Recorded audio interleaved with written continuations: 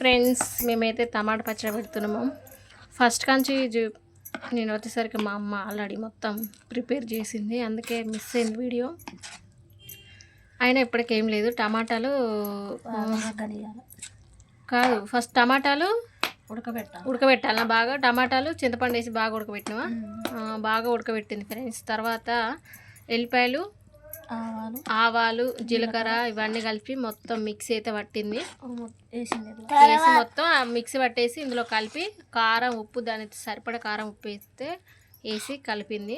మొత్తం ఇట్లా మిక్స్ చేసి తర్వాత దీన్ని మళ్ళీ మిక్సీలో వేసి పట్టాలి ఫ్రెండ్స్. పట్టినాక అప్పుడు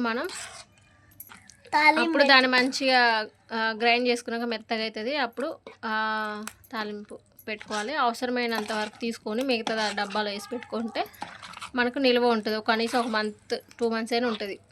మంచిగా చేసుకుంటే కరెక్ట్గా 5-6 నెలలు ఉంటుంది అంట ఫ్రెండ్స్.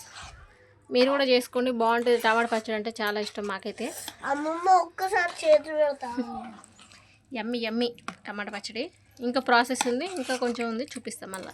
ఓకే ఫ్రెండ్స్, కొంచెం కారం అయితే తక్కువైంది, అందుకే మళ్ళీ కొంచెం కారం ఉప్పు అయితే వేసుకుంటున్నాను. కరెక్ట్గా కొలిచి అయితే వేసుకోవాలండి. బాగా మిక్స్ చేసుకోవాలి ఫ్రెండ్స్. అంత మిక్స్ అయ్యే వరకు బాగా మిక్స్ చేసుకుంటే మస్తు ఉంటుంది.